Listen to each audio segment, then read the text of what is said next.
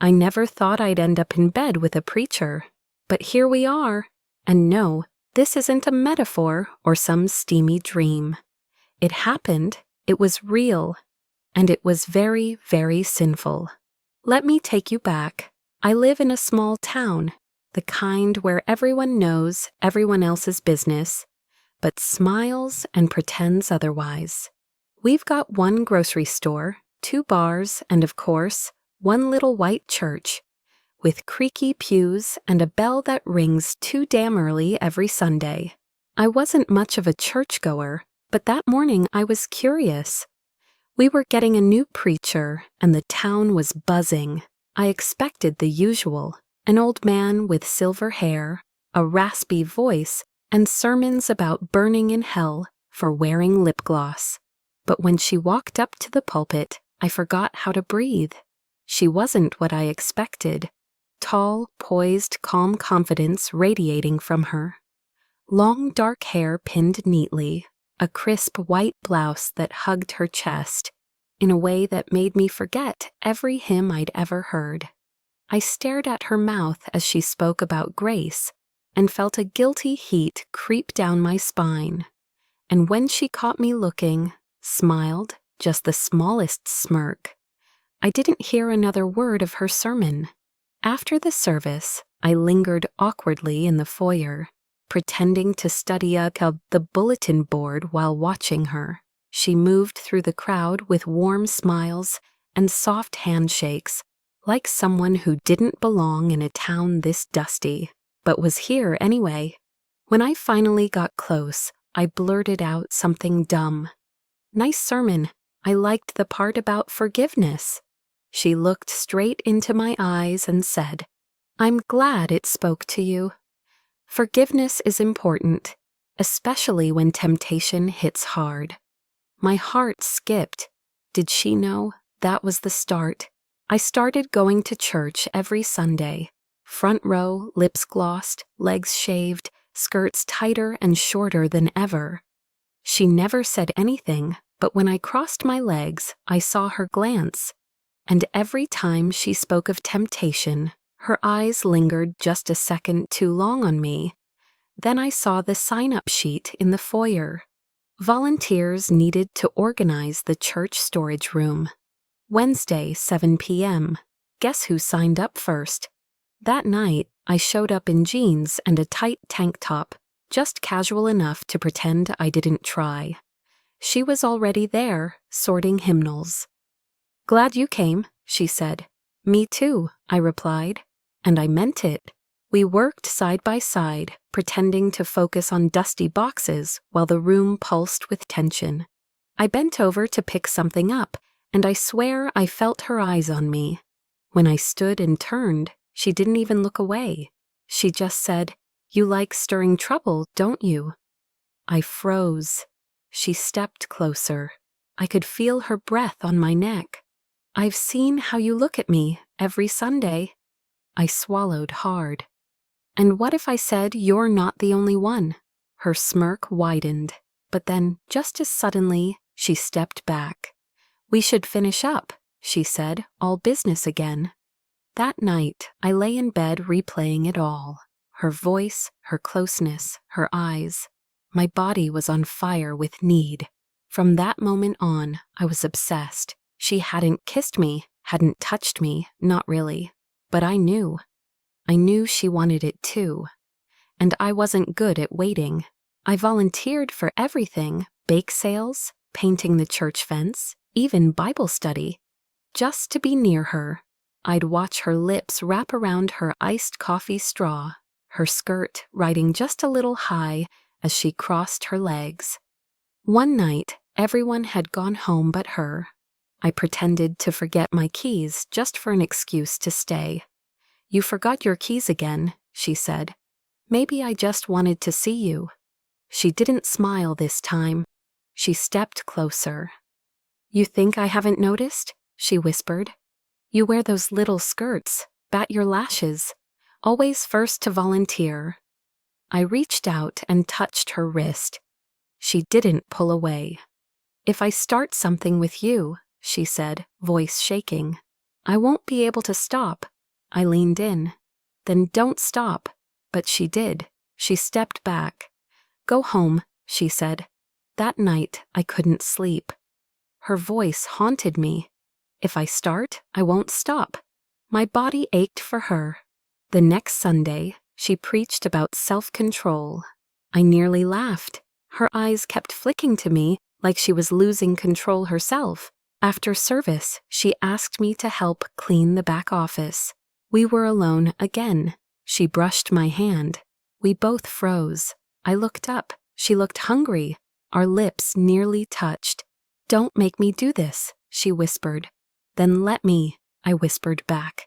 She snapped. She grabbed my waist, pressed me against the filing cabinet, her thigh sliding between mine.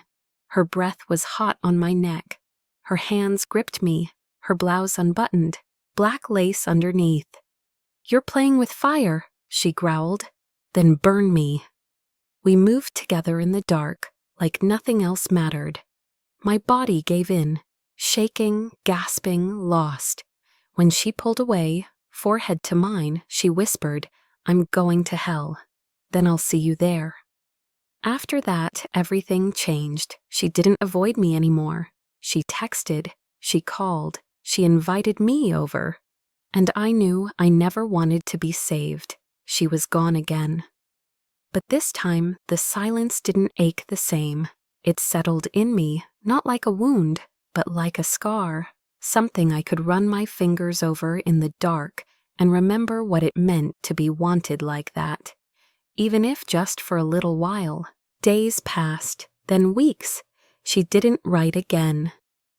I stopped waiting at the window, stopped checking my phone like I was expecting her to apologize, to change, to come back and stay this time. I knew better. Some women are storms, meant to touch down, shake everything loose, and move on before you can name the damage. But I kept her shirt, still slept in it sometimes, still dreamed in it. And the dreams were cruel, always her, always whispering, always reaching for me, in that way that made everything else disappear. I'd wake up soaked in longing and grief, trembling under the weight of a memory I couldn't scrub clean. One night I lit a candle and whispered her name, not like a prayer, not anymore, but like an echo, just to see if it still hurt. It did. I started going back to church, not hers, never hers, but a little one on the east side, with a preacher who didn't talk much about sin, and a choir that made my chest ache. I sat in the back and kept my head down, pretending I was just there for the music. And maybe I was, or maybe I was looking for something that felt like absolution. I saw her again in early spring. The sky was bruised with clouds, the kind of day where everything feels too heavy to hold. She was at a bookstore, tucked in the corner, reading something with a soft cover and sad title. Her hair was longer, her eyes the same. She didn't see me, or maybe she did, but didn't want to. I stood there for a second too long, watching her mouth move silently as she read.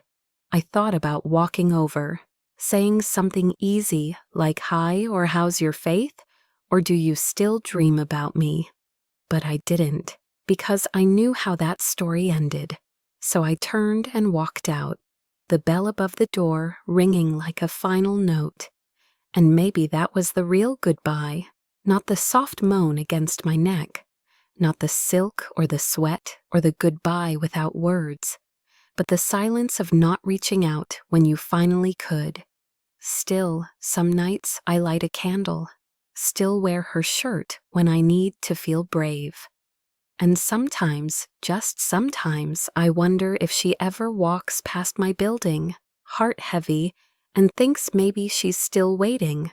She should know by now. I'm not, but I never stopped remembering. There's a kind of silence that doesn't come from the absence of sound. It comes from the absence of someone. At first, it was just the little things. No extra coffee mug beside mine. No laughter spilling out of the shower. No texts saying, thinking of you at 2 a.m. But then it was deeper, like something inside me had been uprooted. She had left, but she hadn't exactly taken everything with her. Parts of her still lingered in my apartment, in my sheets, in my skin, in the way I reached across the bed every morning only to remember she wasn't there. I tried to forget. I really did. I went on dates with women who were kind, charming, even beautiful. But their touches didn't burn. Their laughs didn't echo in my bones. No one said my name the way she did, like it was something sacred. One night I stood in front of my mirror, wearing that same summer dress. The one I wore the first time I walked into her house without a bra. I looked at myself and whispered, "You're not the same girl anymore." And I wasn't. She had awakened something in me. Not just desire, not just rebellion, but a version of myself that felt seen, chosen, loved maybe, even if it wasn't forever. Then came the letter, a real one, paper, ink, her handwriting. I thought leaving would save me. Instead, it made me hollow. I pray, but I don't feel closer to God. I just feel far from you. I read it 100 times, folded and unfolded the pages like they were sacred text, but I didn't respond. Not right away, because something in me had shifted too. I didn't know if I wanted her back, or if I just wanted back the way she made me feel. Weeks passed, then a month. One rainy morning, I found myself outside her church. I didn't plan it. My feet just took me there. The doors were open, the choir was practicing, she wasn't on the pulpit. But I found her in the back, lighting candles. She turned slowly when she saw me. Her eyes widened like seeing a ghost she wasn't sure she deserved. "I didn't think you'd come." "I didn't either," I said softly. She stepped closer, not touching, just close. "I still dream about you. I still wake up reaching for you," I whispered. We stood there, surrounded by stained glass and silence. Then she said something I didn't expect. "I'm not here to ask for you back. I'm here to ask if you're okay." And that's when I realized, maybe we weren't meant to burn forever. Maybe we were the kind of fire that teaches you how to feel alive. The kind that leaves ash, yes, but also leaves space for something new to grow. We hugged, not lustful, not desperate, just human. And when I let her go, it didn't feel like losing her again. It felt like peace.